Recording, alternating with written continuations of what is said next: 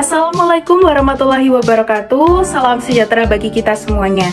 Di sini saya akan mempresentasikan mengenai obat paracetamol, sediaannya, dan macam dan penggunaannya dalam farmasi. Namun sebelum itu, perkenalkan nama saya Anggi Ratu Felicia dengan NIM 151221022 dari Fakultas Farmasi Universitas Airlangga, kelas B angkatan tahun 2022. Nah, selanjutnya kita akan lebih mengetahui apa sih itu sebenarnya paracetamol. Jadi, definisi dari paracetamol sendiri, itu paracetamol atau sering disebut juga dengan sinonimnya yaitu acetaminophen adalah obat analgesik non-opiat yang berfungsi untuk meredakan nyeri dan menurunkan demam. Nah, nyeri yang dapat diatasi itu dengan paracetamol seperti ada nyeri ringan sampai juga dengan sedang. Nah, paracetamol itu dapat digunakan pada beberapa keluhan seperti nyeri kepala, nyeri otot, artritis, kemudian nyeri punggung, nyeri pada gigi, dan juga demam. Nah, paracetamol itu merupakan obat yang dijual bebas dan analgesik yang paling sering digunakan oleh dokter dan masyarakat sebagai lini pertama untuk meredakan nyeri.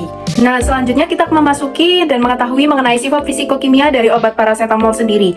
Nah, yang pertama yaitu ada struktur kimia seperti yang teman-teman bisa lihat pada layar PowerPoint ini, di mana paracetamol ini memiliki cincin benzena ya. Kemudian ada rumus empirisnya yaitu C8H9NO2. Kemudian kelarutan dari paracetamol ini larut dalam air mendidih dan dalam natrium hidroksida 1 normal, dan juga mudah larut dalam etanol. Untuk pemberiannya sendiri yaitu paracetamol ini berbentuk sebuah hablur putih, tidak berbau, dan juga rasanya sedikit pahit. Untuk jarak leburnya sekitar 168 hingga 172 derajat Celcius. Untuk berat molekulnya sendiri yaitu sekitar 151,16 gram per mol. Selanjutnya, kita akan mengetahui mengenai sifat farmakokinetik dari obat paracetamol ini sendiri. Yang pertama, sifat farmakokinetik ini meliputi absorpsi, di mana paracetamol itu akan diabsorpsi dengan baik di usus halus melalui transportasi pada pemberian oral. Nah, pemberian dengan makanan itu akan sedikit memperlambat absorpsi paracetamol. Namun, pada pemberian melalui rektum itu terdapat variasi konsentrasi puncak di plasma, dan waktu yang dibutuhkan untuk mencapai konsentrasi puncak di plasma itu akan lebih lama. Kemudian, sifat farmakokinetik yang kedua yaitu ada distribusi. Nah, setelah pemberian oral, konsentrasi puncak pada plasma itu akan dicapai dalam waktu kurang lebih 10 hingga 60 menit pada tablet biasa, dan juga 60 hingga 120 menit untuk tablet lepas lambat. Nah, konsentrasi rata-rata di plasma adalah 2,1 mikrogram per mililiter dalam 6 jam, dan kadarnya hanya dideteksi dalam jumlah kecil setelah 8 jam. Paracetamol memiliki waktu paruh 1 hingga 3 jam. Paracetamol memiliki bioavailabilitas yang tinggi. Sekitar 25% paracetamol dalam darah itu akan diikat oleh protein. Kemudian setelah didistribusi, paracetamol ini akan mengalami dicerna di metabolisme. Nah, metabolisme paracetamol ini terutama berada di hati melalui proses glukuronidasi dan sulfasi menjadi konjugat non-toksik. Sebagian kecil paracetamol itu juga dioksidasi melalui enzim sitokrom P450 menjadi metabolit toksik berupa N-asetil P-benzoquinonimin atau NAPQI. Nah, pada kondisi normal, NAPQI ini akan dikonjugasi oleh glutathione menjadi sistein dan konjugat asam merkapturat. Ketika diberikan dosis dalam jumlah yang besar atau terdapat defisiensi glutathione, maka NAPQI ini tidak dapat terdetoksifikasi dan menyebabkan nekrosis hepar akut. Selanjutnya, kita akan membahas mengenai ekskresi dalam farmakokinetik paracetamol. Jadi, sekitar 85% paracetamol itu diekskresi dalam bentuk terkonjugasi dan bebas melalui urin dalam waktu 24 jam. Pada paracetamol oral, ekskresi melalui renal itu berlangsung dalam laju 0,16 hingga 0,2 ml per menit per kilogramnya. Eliminasi ini akan berkurang pada individu berusia lansia atau lebih dari 65 tahun atau dengan gangguan ginjal. Nah, selain ginjal, sekitar 2,6% akan diekskresikan melalui biliar. Paracetamol juga dapat diekskresikan dengan hemodialisa. Selanjutnya kita akan mengetahui mengenai sifat farmakodinamiknya. Nah, paracetamol itu pada poin 1 memiliki efek analgesik dan antipiretik yang setara dengan OA-INS. Nah, sebagai analgesik, paracetamol itu menghambat prostaglandin dengan cara berperan sebagai substrat dalam siklus peroksidase enzim COX-1 dan COX-2 dan menghambat peroksinitrit yang merupakan aktivator enzim COX. Nah, efek klinis paracetamol itu dapat terlihat dalam 1 jam setelah pemberian saja. Dalam beberapa studi itu ditemukan bahwa paracetamol ini dapat menurunkan suhu sebesar 1 derajat Celcius setelah 1 jam pemberian. Paracetamol tidak seefektif OA-INS dalam meredakan nyeri pada artritis akut karena paracetamol ini tidak menurunkan kadar prostaglandin di cairan sinovial. Dibandingkan dengan OA-INS, paracetamol memiliki efek samping ke sistem gastrointestinal yang lebih rendah. Oleh karena itu, paracetamol dapat digunakan untuk mengurangi nyeri pada pasien dengan riwayat ulkus peptikum. Nah, semua obat golongan NSAID termasuk paracetamol itu bekerja menghambat perubahan asam arakidonat atau AA dengan cara menghambat enzim siklooksigenase atau COX tadi.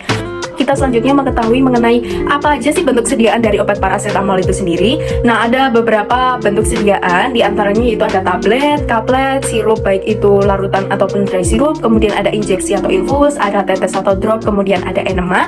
Enema itu sediaan yang berbentuk larutan atau gel yang dimasukkan ke rektum atau kolon. Kemudian ada suppositoria, yaitu sediaan yang berbentuk padat, bentuk peluru ya, yang dimasukkan ke anus atau rektum, atau juga bisa dimasukkan ke vagina maupun uretra. Dan yang terakhir ada bentuk sediaan serbuk. Nah, selanjutnya ada merek dagang nih. Nah, merek dagang sendiri itu di setiap sediaannya itu berbeda-beda. Yang pertama ada tablet. Nah, golongan tablet ini termasuk golongan obat bebas. Kelas terapinya yaitu analgetik dan antipiretik. Kandungannya yaitu paracetamol 500 mg. Dan satuan penjualannya biasanya dalam strip atau botol. Kalau misalnya strip, itu satu strip biasanya isi 10 tablet. Kalau satu botol biasanya berisi 100 tablet. Untuk industri sendiri yang memproduksinya ini seperti ada Novavarin, Bernofarm, Sambe Pharma, Indok Pharma, dan lain sebagainya. Untuk harga paracetamol tablet ini dibanderol kurang lebih 1.500 hingga 15.000 per stripnya.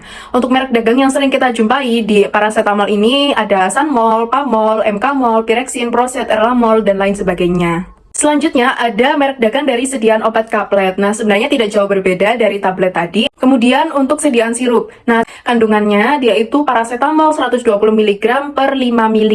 Dan industri yang menjualnya dan juga merek dagang dan juga harganya bisa rekan-rekan lihat pada slide PowerPoint ini. Selanjutnya yaitu ada mengenai drops. Nah, drops itu merupakan golongan obat bebas juga. Nah, kandungannya paracetamol 60 mg di setiap 0,6 ml-nya. Satuan penjualannya itu biasanya botol dengan ada PTTS-nya. Nah, di mana satu botolnya itu berisi 15 ml. Kemudian ada sediaan infus. Nah, golongannya juga sama, dia obat bebas juga, namun kandungannya ini paracetamol 1 gram di setiap 100 ml-nya. Nah, berikut merupakan dosis obat dari paracetamol sendiri. Dalam sediaannya itu memiliki dosis yang berbeda-beda. Yang pertama di sini untuk obat minum atau oral, untuk dewasa, bayi, anak-anak, semuanya memiliki dosis yang berbeda-beda sesuai dengan yang ada di gambar ini. Selain itu juga terdapat dalam sediaan suppositoria dan enema atau rektal. Di sini tertera untuk dewasa, bayi, dan anak-anak semuanya memiliki dosis yang berbeda. Selanjutnya yaitu ada dosis obat paracetamol dalam sediaan infus atau suntik melalui intravena. Dosis ini diberikan oleh dokter berdasarkan usia, berat badan, dan juga kondisi pasien. Tidak lupa juga untuk memperhatikan dosis lanjutan mengenai penyesuaian dosis untuk pasien-pasien dengan gangguan penyakit tertentu. Nah, selanjutnya kita juga harus tahu mengenai indikasi dari suatu obat. Jadi paracetamol ini merupakan obat untuk meredakan gejala demam dan nyeri pada berbagai penyakit seperti demam, dengue, tifoid, dan infeksi saluran kemih. Dan kita juga harus tahu indikasi lebih lanjut mengenai suatu obat, bagaimana obat itu jika sudah masuk ke dalam tubuh, dan juga bagaimana cara penyimpanan suatu obat termasuk paracetamol ini yang harus ditempatkan di tempat yang kering dan terhindar dari paparan sinar matahari langsung, dan juga jauhkan obat ini dari jangkauan anak-anak. Dan kalau paracetamol suppositoria perlu disimpan di dalam kulkas. Nah, selain indikasi, kita juga harus mengetahui mengenai interaksi suatu obat dengan obat lain. Nah, contohnya saja di sini paracetamol itu ada beberapa obat yang tidak dapat diminum bersamaan dengan obat paracetamol ini agar tidak terjadi gangguan yang tidak kita inginkan. Oleh karena itu, kita harus lebih waspada ya. Jika berbicara tentang efek samping, setiap obat itu pasti memiliki efek samping jika dikonsumsi tidak sesuai anjuran dokter atau petunjuk penggunaannya. Nah, berikut adalah efek samping dari paracetamol. Yang pertama ada perut bagian kanan atas itu akan terasa sakit, urin berwarna gelap, tinja berwarna pucat atau keabu-abuan, hilangnya nafsu makan, lelah yang tidak biasa, dan juga penyakit kuning. Maka, hentikan konsumsi paracetamol dan juga segera ke dokter jika teman-teman mengalami efek samping di atas. Nah, teman-teman juga harus segera ke dokter jika mengalami reaksi alergi obat, terutama reaksi berupa ruam, kemerahan di kulit yang menyebar, dan menyebabkan kulit melepuh atau terkelupas. Sekian presentasi dari saya, kurang lebihnya mohon maaf. Wassalamualaikum warahmatullahi wabarakatuh.